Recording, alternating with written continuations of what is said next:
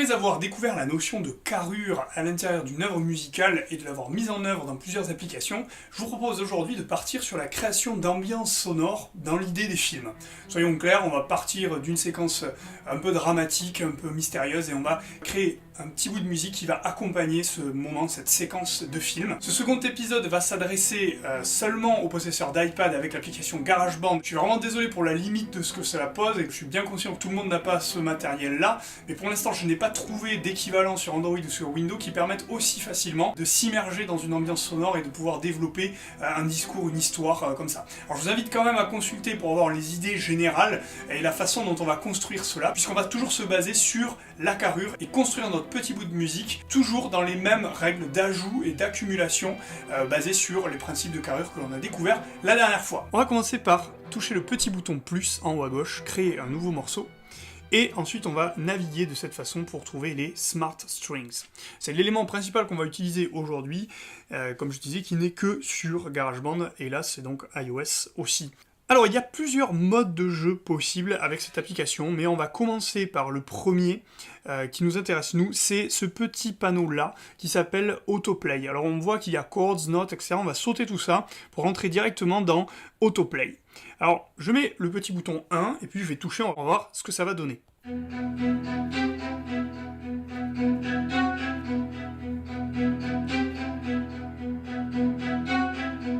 Donc on est sur quelque chose de plutôt inquiétant, avec du rythme, on entend une basse très grave, et puis les violons qui font pa. Bon.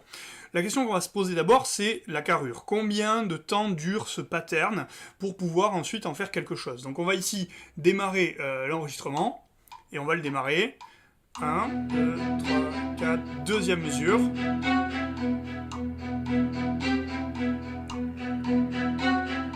Donc là on vient d'enregistrer 4 mesures et on voit qu'il n'y a pas d'évolution. En fait le pattern dure une mesure, tout simplement. Maintenant je vais m'amuser à ne pas mettre un seul doigt mais à en mettre deux. Et écoutons ce que ça change. Rien pour l'instant, mais là...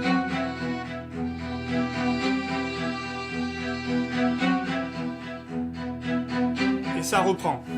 Voilà. Alors là, du coup c'est différent et la carrure va du coup elle aussi changer. Alors on va voir combien de temps ça dure. Première mesure pour rien, et rentre la petite mélodie. Et là, elle a terminé. Ça redémarre. Et là...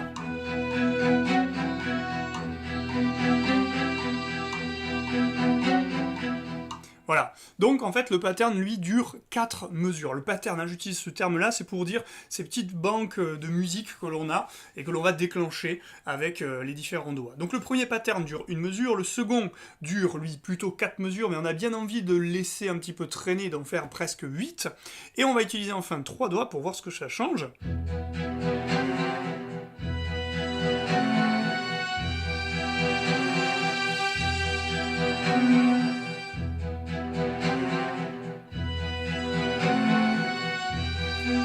Alors là c'est pareil que le deuxième pattern, ça dure 4 mesures, mais par contre c'est beaucoup plus pressant en fait. Hein. Il y a des violons, en fait je pense que c'est le cello, le violoncelle et l'alto qui rajoutent du corps à tout ça. Les violons sont doublés au niveau de la mélodie, c'est quelque chose de plus, plus tendu. Et donc du coup, eh bien, avec un seul et même accord, et avec 1, 2 ou 3 doigts, on a déjà un panel expressif assez large qu'on va pouvoir utiliser. Alors quand je parle d'accord, c'est chaque petite colonne ici est en fait un accord différent. Quand il y a un petit M, c'est du mineur. Quand il n'y a pas de M, c'est du majeur. Alors écoutons un petit peu la différence avec le deuxième pattern.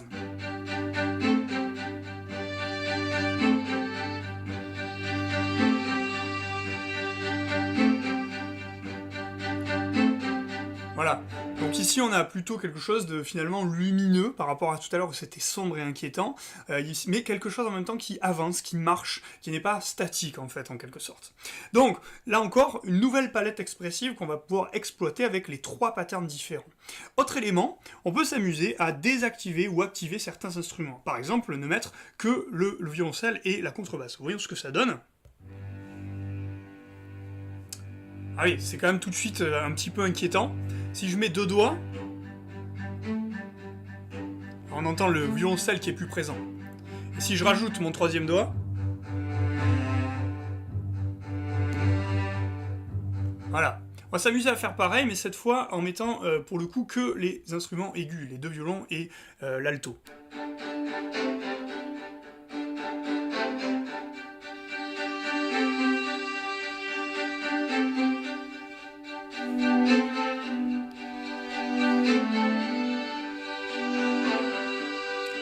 Voilà, et on a encore une atmosphère différente, et entre majeur, mineur, les trois patterns et le choix des instruments différents, ben on a, avec une seule banque d'autoplay, tout un tas de possibles et de possibilités qui vont rentrer en compte. Alors ce qui est intéressant maintenant, c'est de tirer parti de tout cela pour créer finalement de la musique. Alors ce que je vous propose, c'est de commencer sur quelque chose d'un petit peu inquiétant avec une basse, et on va mettre plutôt du mineur ici parce qu'on va rajouter après d'autres couches. Alors c'est parti, on va créer une petite atmosphère un peu inquiétante qui va démarrer, on ne sait pas trop où ça va aller, et le rythme va évoluer comme ça au fur et à mesure de l'avancée de notre création.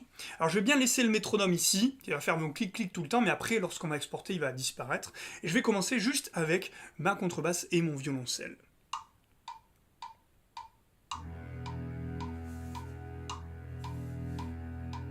Troisième mesure. Quatrième, et je vais faire mon second pattern. Deuxième mesure. Troisième mesure. Quatrième mesure. J'ajoute l'alto. Donc là, ça monte.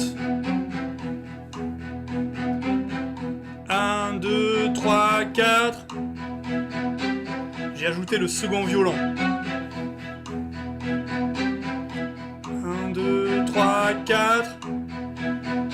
J'ajoute le premier violon.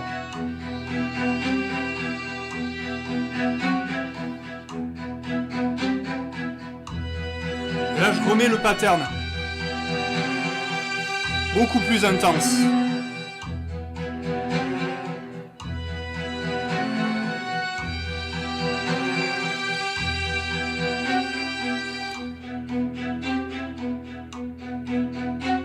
Vous voyez que j'ai juste le premier pattern et puis je vais enlever la basse. 3, 4, 1, 2, 3, 4, 2, 3, 4.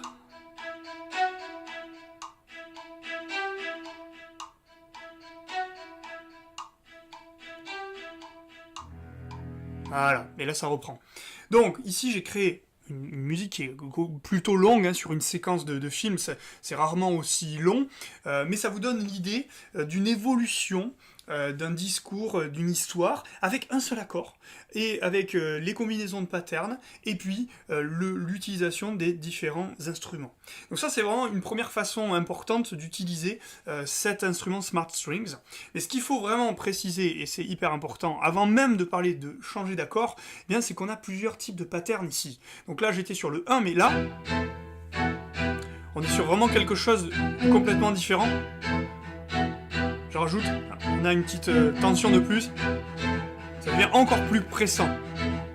Puis troisième pattern.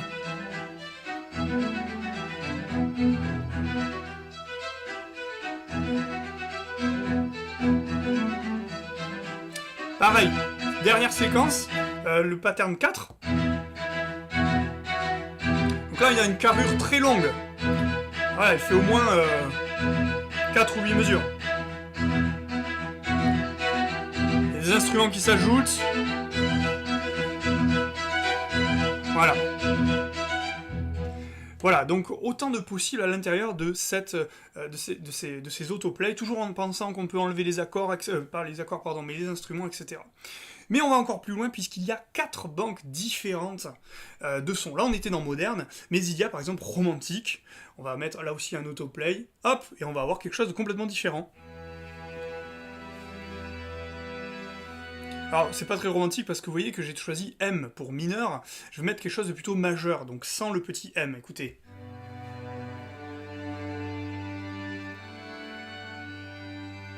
Ah, c'est nettement plus lumineux, comme un petit soleil qui se lève. Voilà. Je vais ajouter le troisième doigt. Voilà.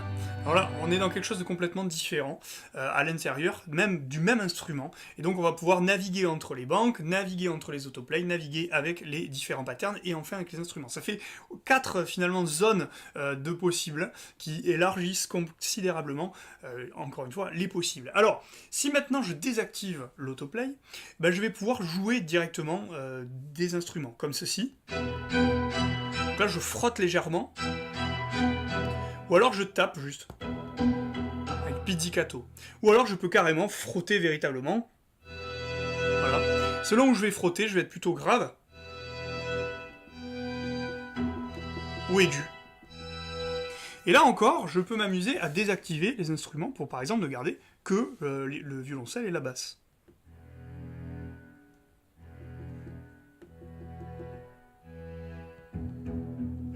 Voilà, et obtenir différents sons. Mais là, ça va demander un peu plus de compétences musicales pour arriver à enregistrer ça, mais on peut s'amuser quand même à avoir un son comme ça qui va venir, et plus je vais frotter fort, plus il va être intense, en fait.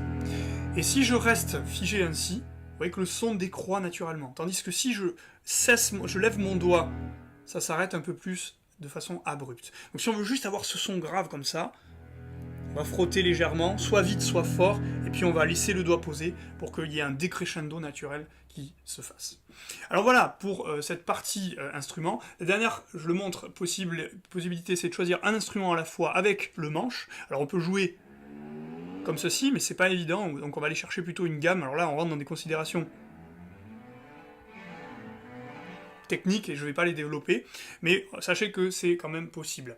Voilà, alors maintenant que j'ai enregistré mon petit pattern, ce qui m'intéresse c'est de l'envoyer dans iMovie pour pouvoir en faire un film.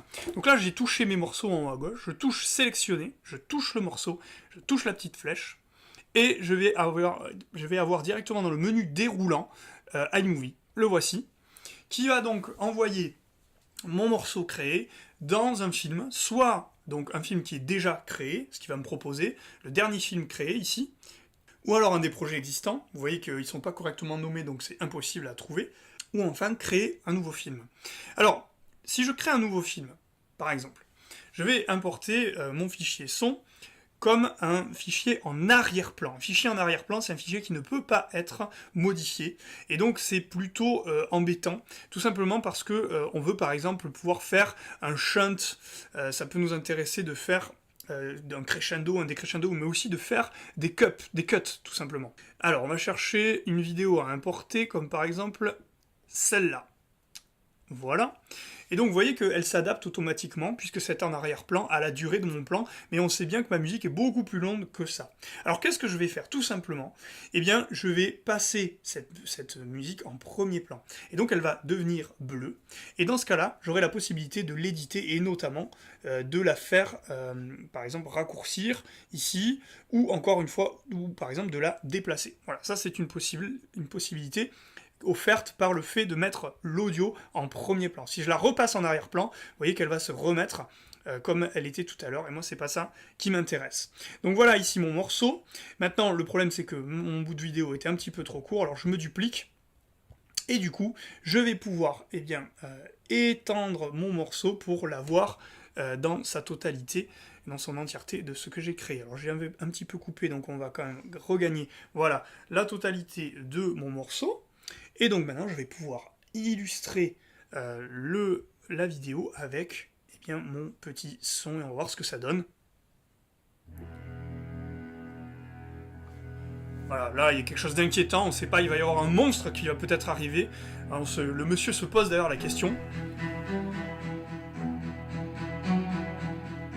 Il s'éloigne de la caméra.